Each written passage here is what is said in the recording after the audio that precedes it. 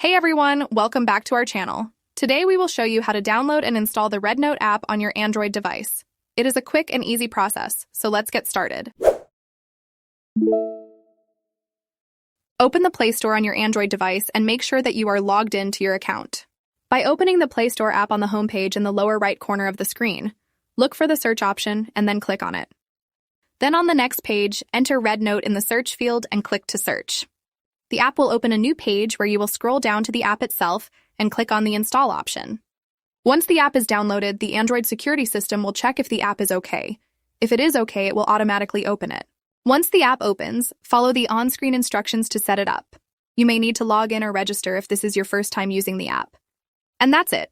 You have successfully downloaded and installed the RedNote app on your Android device. Now you are ready to explore all the features it offers. If this video helped you, give it a thumbs up and don't forget to subscribe to our channel for more tech tips and tutorials. Thanks for watching and see you in the next video.